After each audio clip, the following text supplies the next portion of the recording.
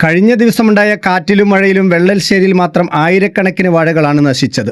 ചാത്തമംഗലം ഗ്രാമപഞ്ചായത്തിലെ വെള്ളലശ്ശേരി വയലിലാണ് നേന്ത്രവാഴകൾ വ്യാപകമായി നശിച്ചത്. ഇവിടെ ഭൂമി പാട്ടത്തിനെടുത്ത് കൃഷി ചെയ്യുന്ന കർഷകരാണ് അധികവും. പൊന്നാക്കത്തടത്തിൽ പ്രകാശനാണ് ഏറെ നഷ്ടമുണ്ടായത്. ഇദ്ദേഹത്തിന്റെ മാത്രം 500ഓളം വാഴകളാണ് ഇവിടെ ഒടിഞ്ഞു വീണത്.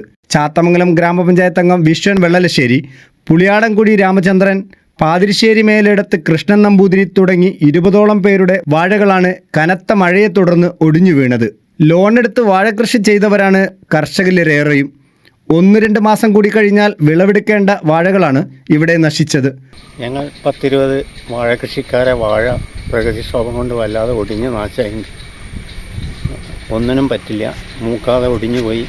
പ്രധാന കാരണം വരൾച്ചയും ഇപ്പോഴത്തെ മഴയും കൂടിയാണ്. ഞങ്ങൾ ഉപജീവന മാർഗത്തിന് വേണ്ടിയിട്ടാണ് വാഴകൃഷി ചെയ്യുന്നത്. ലാഭമൊന്നും ഉണ്ടായിട്ടല്ല. ഒരു 20ഓളം കൃഷിക്കാരെ വാഴ പോയിട്ടുണ്ട് ഞങ്ങളെ ഈ ഏരിയയിൽ. സർക്കാർ തലത്തിൽ എന്തെങ്കിലും അടിയന്തര സഹായം ഞങ്ങൾക്ക് ചെയ്യേണ്ടതാണ്. നിർത്താതെ പെയ്യുന്ന മഴയിൽ ബാക്കിയുള്ള വാഴകൾ കൂടി നശിക്കുമെന്ന ആശങ്കയിലാണ് കർഷകർ. Calicut news, Mavoor. Gulf media studio audio, video editing, still photography, ആധുനിക സംവിധാനത്തോടെ സൗണ്ട് ഡബ്ബിംഗ് സംവിധാനം, Dolby Atmos, 7.1, 5.1 mixing. Gulf media studio, Mavoor, Kattangal റോഡിൽ.